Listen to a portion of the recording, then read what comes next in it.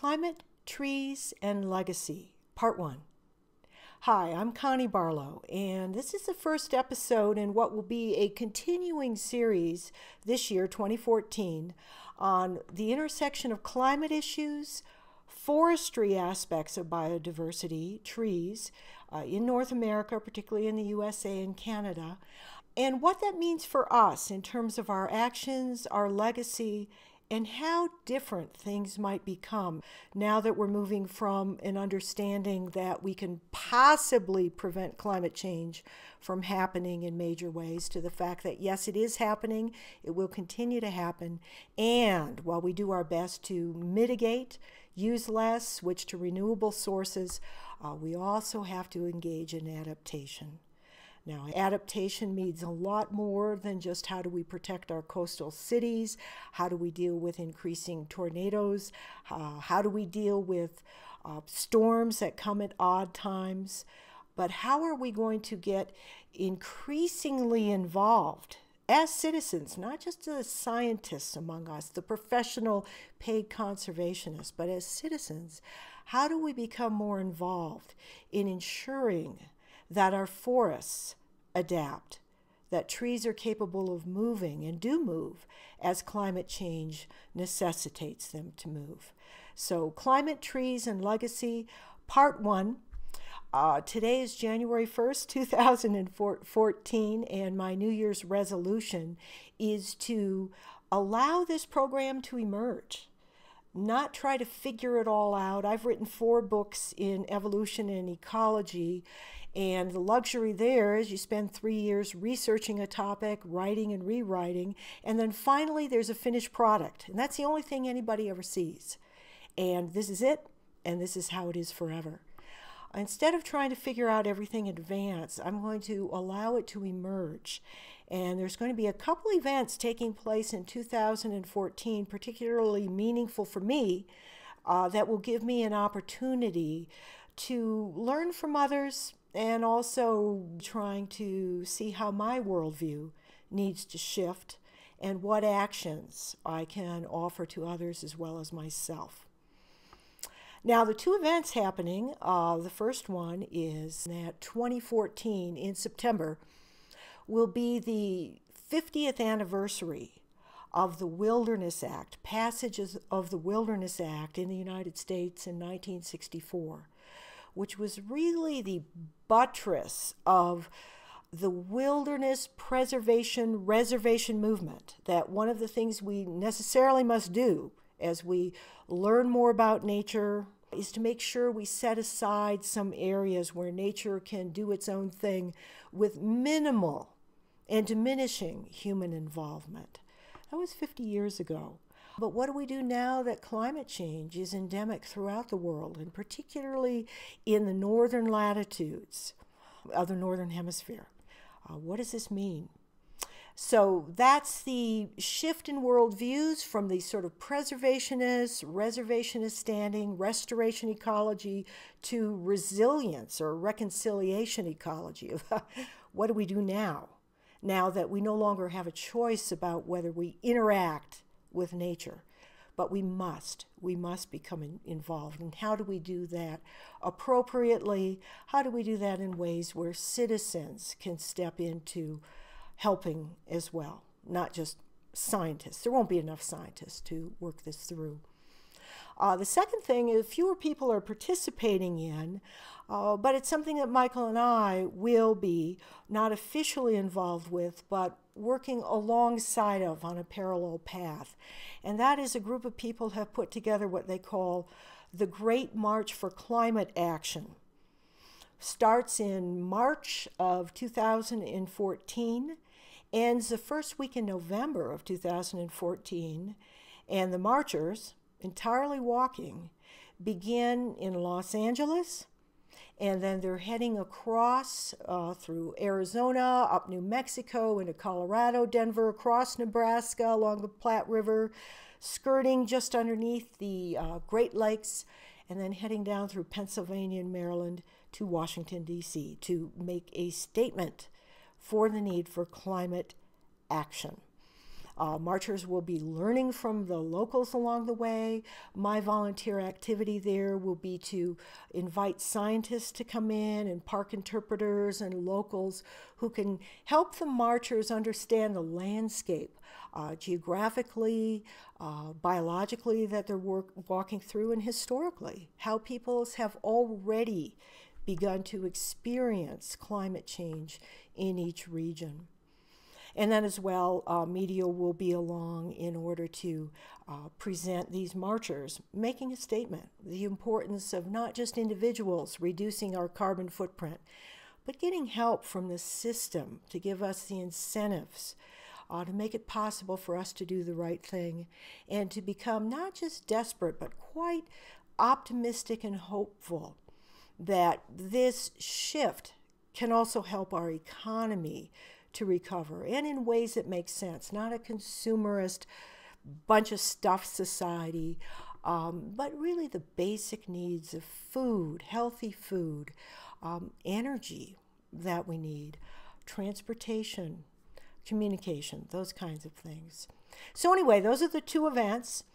And this series here, Climate, Trees, and Legacy, is going to deal with how anticipated climate change, what scientists already are learning and anticipating, how it's going to affect individual tree species, how it's going to affect forests, the differences between the forests on the western and the eastern part of the United States, and basically opportunities for citizens to make a lasting difference, to leave a legacy, a positive legacy. Let me get into the science here of what I hope to accomplish, what I hoped to learn, some of the outlooks and decisions and conclusions I hope to come through this year. Now, I'm living through a very interesting time. Going on YouTube, publishing on YouTube, it's quite possible that this video here will be viewable by people long after I'm dead. And one of the interesting things about being able to do video blogs rather than books, I do not do books anymore. I can show you a lot of pictures. It can be in the moment. I don't have to be sure about where ultimately this is going to lead up to. It can be a multi-part series, and there's an evolution and emergence involved here. It's kind of with my generation of feminism in the 1970s. Stories really matter in personal transformation. Also a return to orality, where it's not getting perfect grammatical sentences and polishing the words. I used to love doing that, being a wordsmith. Now I'd rather just be authentic and spontaneous about what's going on in my time, what from my perspective and my experience traveling around North America and experiencing different trees and forests and people's interactions with trees and forests in this time of rapid climate shift, what can I contribute to this understanding and how citizens can step in.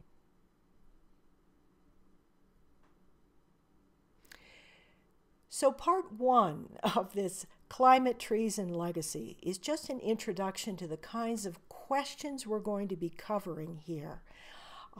And probably with every episode, I'll end with a little fun homework.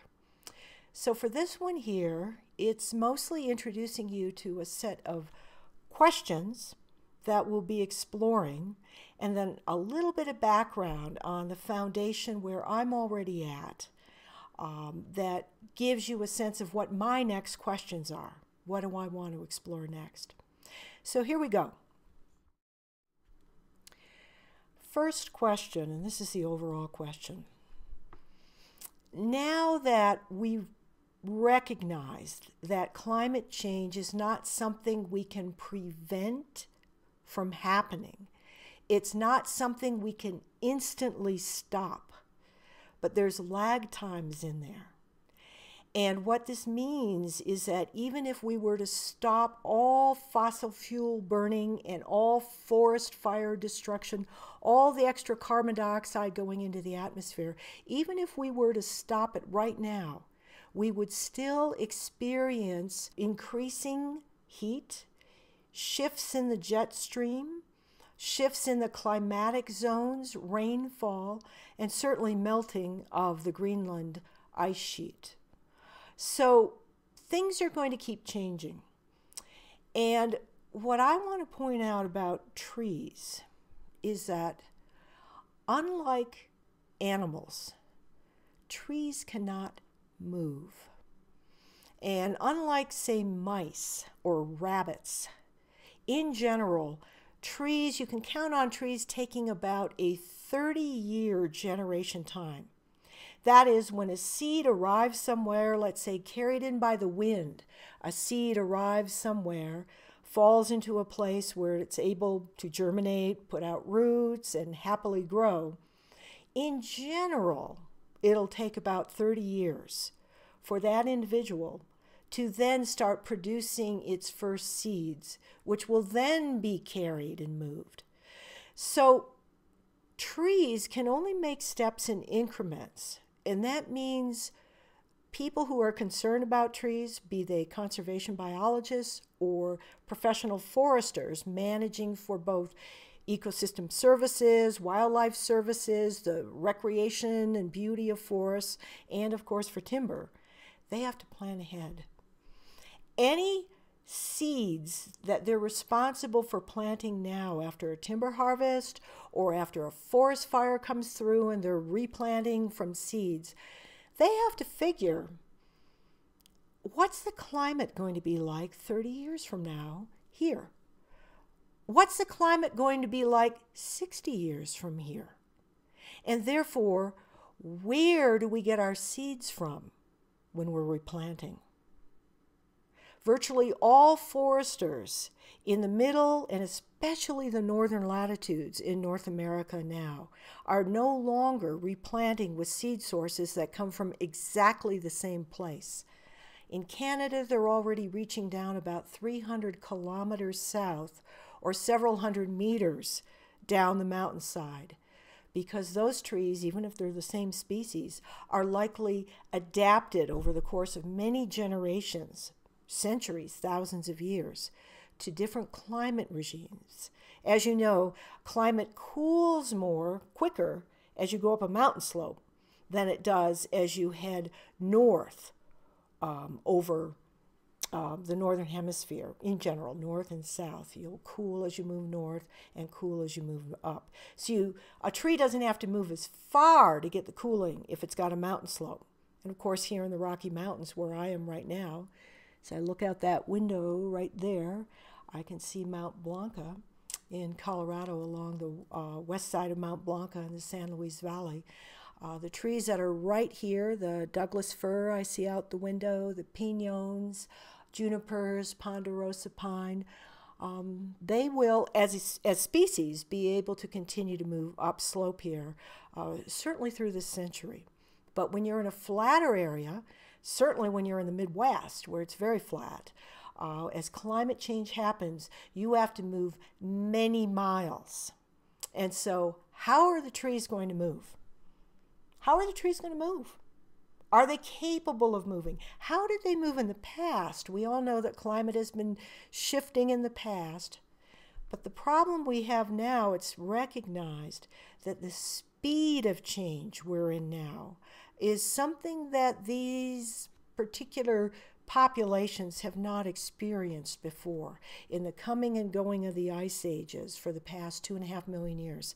Hasn't been this rapid, not the warmings, have not been this rapid. How are they going to move? And how are they going to move now that they've got roads to move across or vast cities? We now have islands of natural conditions, natural forests, surrounded in a sea of civilization in many places. What does that mean? And what if some of the animals that have been dispersing them in the past have been diminished in population or locally no longer exist, and some even extinct? What does that mean? What it means is that humans very likely are going to get involved. And so that brings me to what I already know, what I've already done, and what my questions are. back in 2003, I started communications based on my 2001 book, Ghosts of Evolution. While I was researching that book, I learned about a species, Torreya taxifolia, the most endangered conifer in the world, a member of the yew family. Would look just like a pine tree to anyone who's not familiar with conifers in particular. But it was an endangered and officially endangered species in northern Florida and had not reproduced since not long after the time I was born. Torreya taxifolia. It had kept coming back from the roots and dying back and coming back from the roots and dying back, but not reproducing. Fortunately, some humans 80 to 100 years ago had already taken a fancy to this tree and decided to test it out in their own gardens well north of Florida. Some of them were just home people. The most famous was the Vanderbilt family, who had the gardens that are now called the Biltmore Estate Gardens near Asheville, North Carolina.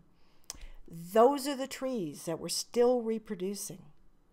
And so I helped found a group that's called Torreya Guardians, and by 2008 we did our first full action of gathering seeds and seedlings from a nursery and planting them in more wild forest conditions in the mountains of western North Carolina. Basically, we learned from the scientific literature that the area that Torreya was endemic to, the only place you'd ever find it in Florida along the Apalachicola River, had been one of the 3 peak glacial refuges during the peak ice age of about 20,000 years ago, when the glaciers were covering New York State. And what this meant is that while most of America's great deciduous forests, all of the trees and the dogwoods and the mayapples and ferns and all kinds of wonderful things that we love today in the Smoky Mountains and northward, they were all having to wait down there in small glacial pocket reserves. It was just too cold to the north. Fortunately, they survived, and then almost all of them made their way back north again. But Torreya taxifolia was one of 3 species that did not make it back north. So it seemed obvious to us. This is known as a peak glacial refuge. It's home habitat, very small area, that even though the Endangered Species Act was trying to help it recover back in its home territory, there were half dozen different diseases that kept taking it down. Well, how are you going to know climate change is the problem? It wasn't an invasive species or of disease or fungus or anything from another continent. It was just native things. It was the climate had become so wrong, too warm for this conifer, that it could no longer fend itself off from all the natural vectors. Just like when our immune system is disrupted, we can no longer fend off the disease organisms that normally we can. So in 2008, we conducted the first assisted migration, officially intentional. I mean, obviously the landscapers who had brought it up 80 to 100 years ago, they were just experimenting with a beautiful tree. But we were intentionally trying to save this tree from extinction because we believed it had already been left behind in climate change based on how much climate had already warmed since the ice ages were pulling back from the northern hemisphere. So that website is called torreyaguardians.org. You can go in there if you want to learn more about what we've done. I had initially thought that I wanted to try to find a way to bring more people into being able to volunteer with what we do. But this is an endangered species, and so it's a little different from anything else you're working with. You really do have to be careful with how you're working with this one. It's all legal with what we're doing, but you have to work carefully within the bounds of legality as well. But what occurred to me is that we're now entering a phase where trees that are not endangered are nonetheless going to be needing some help. And if we wait to give them assistance, until it becomes like obvious and we enter into the oh shit phase. What do we do now? It's going to be too late, because anything that's an annual, poppy or some kind of a flower that you can just, grows and seeds every year, you can sort of wait until it's desperate and then you can move it north. But with trees that take 30 years to be able to seed, and particularly widespread trees that probably have tremendous distinctions in their genetics. Take American beech, for example. In the exact same habitat where Torreya taxifolia, this endangered conifer tree that I work with, stopped reproducing, there are still a few beech trees, American beech trees, that are still surviving there and reproducing. There are beech trees all the way up toward the Canadian Shield of Canada. It goes all the way, northern Florida, all the way north. I grew up in Michigan. There are beech trees in Michigan throughout the Great Lakes area, up into Canada. I was just visiting there. One species. Now, even though they looked the same to us humans, we can bet that those species have different adaptations. The beeches living now in Florida are adapted for dealing with the warmth that you have in Florida. If we were to move those up into the Canadian Shield now, it probably wouldn't even be able to germinate the seeds or anything. Or if they did, they wouldn't be able to establish. Or if they did, their buds would die back. Or if they did, they wouldn't be able to reproduce. Or they'd produce pollen at the wrong time. All these kinds of things. They look the same to us. But because trees do not move very quickly, they probably have different adaptations. So let me show you this. Hazel Delcourt wrote this book, Forests in Peril, Tracking Deciduous Trees from Ice Age Refuges into the Greenhouse World. It's a 2002 book, and I read this very soon after it was published. This is why I formed Torreya Guardians. This gave me the broader context for what was going on. And I got a chance to actually meet Hazel Delcourt. She's a pollen specialist, paleoecologist. She's one of the greats who during her career helped us understand a shift in worldview. That as the ice ages pushed forests down and as the forests returned in each interglacial period, that's each warming time like we're in now, and they move back and forth, they did not move as coherent communities. All the species kind of staying together and moving as a group together and, helping each other out. No, these trees were absolutely opportunistic. They would move as the squirrels would move them, as the passenger pigeons move them. This is a big one. We're going to talk about this in one of the later episodes. We're missing the passenger pigeons now. So this was no longer the sort of balance of nature paradigm. This is sort of like, hey, stochastic. Everything's in it for itself. And the dispersers are really important for how these things happen. So we're going to take a look at how trees moved in the past and what the distinctions are for now. And I met her in her office just before she retired, and the thing that really frightened me talking with her was that she looked me in the eye and she said, Connie, right now, people should be moving the beech trees from the southern states northward. They should be taking the white pines and moving them northward. Even though there's still beeches and white pines in the north, you don't want to have those warm adapted genetics wink out. Torreya taxifolia, the conifer is such a small territory where we don't want it to go extinct.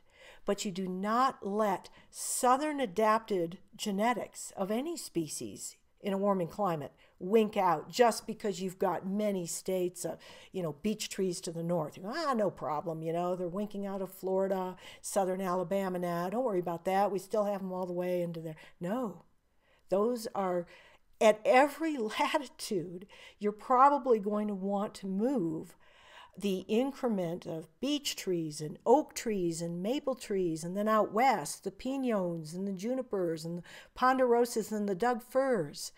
And you're going to want to, even before they start having trouble, you're going to want to establish these long-lived trees to the north or higher up the mountains as you have in each location. Very different time, very different way to be a responsible conservationist or environmentalist, whatever term you prefer. Huge opportunities for citizens to get involved. I like to remember my mom, who died in 1998. She died. She was a teenager during the Depression, and she would tell the story about how, because she lived in Detroit and her father hunted pigeons in Detroit, and they worked together as a community. Nobody was short on food. Food was, a luxury, but nonetheless nobody was starving there. But she said those were actually the best years of her existence because they all had a job to do. It was not just, enjoy your life, you're on your own, find your own career, whatever. No, these were tough times. And when the war came and they had to sacrifice car tires and bring out rubber and stop wearing silk stockings and all this kind of thing, the sacrifice, the working together, the fact there was something for everyone to do. It wasn't just handed off to the aerodynamic specialist who engineered the airplanes. No, the women went and became Rosie the Riveter. They were helping to win the war. People were fighting for something together that they knew was important. We may be in a very similar time. And what I see for trees and what I'm going to be exploring in depth, species by species, location by location, as 2014 continues and as Michael Dowd and I travel from Los Angeles all the way to Washington, D.C., not marching, but speaking a long route and learning a long route. We're going to be taking a look at what this means. What are the possibilities? So from what I see at the outset, and again, this is all up for grabs, new things may emerge, I see that there are 3 reasons why we might want to get involved in what I'm beginning to call leave a legacy. We need to leave a positive legacy, but we can also do it by leafing a legacy responsibly. First thing we're going to be seeing is the need that foresters, it's not a question of is climate warming anymore. No, these foresters are not necessarily progressive liberal people. These are people who work in the woods. These are people who go deer hunting. I mean, these are just like, your solid Americans. And they know that the climate already is warming, it's going to continue to warm, and they are in action, okay? They're in action. How can we support them? What can we do as citizens? I think it's also a possibility that I know when I really woke up to the significance of climate change, I really needed to get in action. I mean, people who have money to give to, organizations in climate change or conservation or helping out with hurricane victims in the Philippines, as we had in 2013, all of these kinds of things. These are things you can do, but they're still kind of abstract. There's something about planting a tree. Planting a tree, or a number of trees, that have the opportunity that could outlive you and could continue to delight people more and more in the decades and centuries to come. People have already known this. I mean, there's stories about planting an olive tree that takes 80 years to be able to seed. Why are you planting an olive tree? You're 40 years old. You'll never live to see the fruit. My grandchildren will live to see the fruit. They've always known that. Or my community's grandchildren. Or all the children of the world. Or the 7th generations out, as the Native Americans have always thought about. How can we take action where we really feel, where it's not just an abstract notion? All right, I'm helping out, I'm changing my light bulb, see, all these kinds of things. But is there something that we can do that brings us into a deeper bond with nature where we need to learn? Choose a particular tree species and learn about it. Learn from the scientists about what its struggles are now, where it likely needs to move to 30 years from now, 60 years from now, 90 years from now. And what does that mean? And what can I do? And how can I team up with other people along this north-south corridor? Those of us who are supplying seeds to places further north when we know our particular individual genotypes need to be able to give their warm gifts to northern climes. And at the same time, when we're receiving seeds or seedlings for more southerly areas that may not be perfectly adapted today, but can make it, but 30, 60 years from now, this is going to be the place to be, you know? What an amazing time we're in. So let me just run down a few of the questions we're going to be looking at. I'm sure more will emerge as the time goes on. But here's some of the questions that we'll be delving into in future episodes. And my location will change beginning in March. My location is going to change. I'll be doing video blogs from California and then following the path of the marchers all the way to November, Washington, D.C. So here's some of the questions. For any of the trees that are not dispersed by plumed seeds like cottonwoods and willows, where the wind can just carry it north, carry it in all directions, and carrying it north or upslope will be very useful. But anything that depends on an animal to disperse it. Think about what disperses an oak tree, the acorn. Well, squirrels, right? Blue jays over in the east, different kinds of jays and corvid species of birds in the west. Like I said, passenger pigeons used to do an amazing job in the eastern USA at the end of the last ice age. What are the animals? The rodents, the squirrels, the birds, anything else that disperses trees.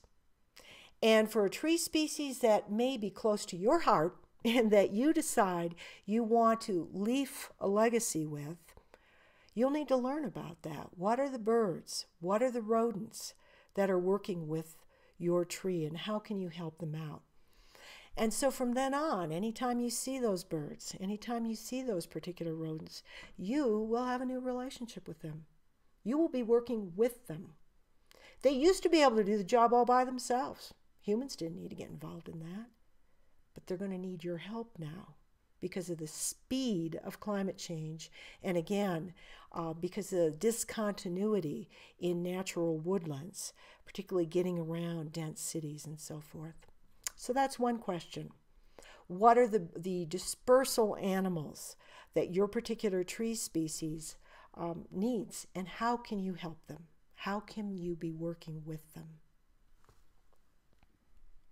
A second question, and this is one that just came to me over the last couple months or so, and I think the reason it isn't really being delved into is because it's just too frightening. I'm fortunate because of my travels. I've been itinerant for 12 years with my husband. We speak on evolution and ecology around the country.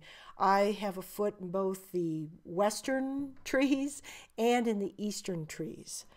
And the distinction is this. In the east, when a tree dies because the climate has changed, or what we see all the time, devastatingly happening there, invasive pathogens come in, the woolly adelgid killing off all the hemlocks in the Smoky Mountains in New York and heading westward toward Michigan. When the trees, the hardwood trees die there, are killed by a pathogen, or increasingly if they're killed by climate change. we don't have to worry about fire there. We have enough rainfall that the trees tend to stand dead, even if there's a lot of them. Woodpeckers have great fun for a long time. They die, they rot on the forest floor, new trees come up, and so forth. Fire is not a problem. So we can actually go ahead and plant trees, genotypes from the south, anticipate planting them 200-300 miles north to keep pace with climate change, and they'll be fine there to the extent that they have a good place. We plant them a good place, they can get some sunlight, deer doesn't come along and eat them, whatever, they'll be able to make it. What happens in the arid west? I'm talking about not here the Pacific coast, but the Rocky Mountains. We've seen these terrible fires in Colorado. What happens when we have the trees die climatically here? A lot of them are dying. Whole mountainsides in parts of Colorado are dead pine trees of different species who are killed not by an exotic invasive disease, but by native pine beetles who can get a higher population and hurt them more because they're suffering, the trees are suffering from climate change, drought, and not cold enough winters that would normally kill off the excess pine beetles. So we have entire slopes covered with dead or dying trees, or where we know the trees are going to die in the next 10 or 20 years. What happens if we go in there and we plant seeds taken from down in the south so they'd be better adapted, or species that are immune to pine beetles? Let's say we start planting more junipers in this area to be able to get the slopes covered again. What happens if you've got dead trees and you're in an arid, semi-arid area? Fires sweep through, and the trees that you've planted that are starting to come up, they'll be taken out too. Is it possible to even plant trees ahead of time in the fire-prone Rocky Mountains the way we can do in the Appalachians? This is a question I have. I don't know. I haven't seen it yet. In other words, is it possible to move in advance and bring in more southern genotypes of warm adaptive of the same species and new species, more southerly species that need to move north? Or are they just going to get wiped out by fire when the existing woodlands here, the existing forests here, die? Is this going to be possible? Big question. I'd say the third big question, I'm sure there'll be more that will come up. What does this mean for our notion of wilderness and national parks? I mean, obviously, forest lands, private lands that are not part of officially designated wilderness, we can go in there, we can thin the trees. Right out here, these are the trees that every winter that I've been here, I've been out here with a handsaw, thinning the pinon and the juniper that have been growing up too close together. It's kind of called dog hair. Just the trees grow after the grazing animals have been taken out, the cattle, and they just grow up too close together, and they shade each other out, and they eat each other's water, and then they all die. And so you've got to thin them out and protect them from fire taking the whole area out. We can do that. This is private lands here on the western slope of Mount Blanca. What about wilderness areas? What does that mean? What does that mean in this 50th year of celebrating the glories of what we've been able to preserve, particularly out in the Mountain West, thanks to the 1964 Wilderness Act here in the United States? How does that shift what we view in terms of preservation, restoration ecology, the need for resilience in forests, the need for ecosystem services, forests that will protect the water and hold the water and the snow, all of the kinds of things. We're entering a whole new world. And how much do we have to get involved? And how can we as humans get involved without becoming arrogant, without having this mastery of nature sense that we can just do anything we willy-nilly want and we'll know what the results are? Well, how well did that work for us with fossil fuels? I mean, we really did not know at the birth of the Industrial Revolution, starting with coal and then oil and natural gas, we had no idea what we were doing to the atmosphere. If we step in and start working with plants now and moving them along, what surprises might be there for us now that we don't know about? So how can we responsibly engage, help manage, get involved in management, but stay humble about it? And what does that mean for wilderness preservation and for existing wilderness areas, and how we think about human-nature interactions? So those are the big questions. I'll leave you with that and one piece of homework, because this is what I think the next episode I'd like to work with. The piece of homework is this. Any of you that have managed to listen this long, this is going to be easy homework to do, because it means you love trees. If you've been able to hang in here for me just talking, it means you love trees. And so before we go any further in the science of this and thinking about particular species, think back in your own life. What have trees meant to you? And go episode by episode in terms of your life story, and particularly if you've moved in different parts. Begin with your childhood. Did you have a relationship with trees in your childhood? Was there a tree that you climbed? Or was there a tree that you would lie out under the branches of? Was there a tree where you were able to actually go and you yourself as a child harvest fruit from and eat fruit from that tree? What did trees mean to you as a child? Where did you grow up? Did you have a favorite kind of tree? Did you have particularly birds that you loved seeing or hearing sing in trees? I mean, I'll show a picture right now of, as I look out that window right there, I'm looking at a Doug fir, and here on the Douglas fir, and here on the western slope of Mount Blanca, that's the furthest downslope Douglas fir I've been able to see in this private establishment here, okay? The rest are pinon, juniper, and ponderosa. Tend to be drier adapted, more downslope adapted trees.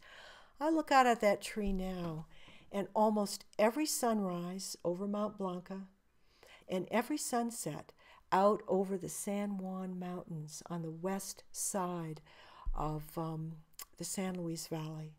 Almost every sunset and sunrise, there's a particular bird sitting in the top of that Douglas fir tree, that one Douglas fir tree that I look out at. I'll show you a picture of that bird. And next episode, I'll tell you what it is, and I'll tell you why it's so important for the junipers surrounding that Douglas fir tree. So again, homework, think about what trees have meant to you at different parts of your life. What about the trees? And just call that in, your own history of trees, because I'm going to ask you to draw upon that for selecting a species and an activity of tree you might want to leave a legacy for.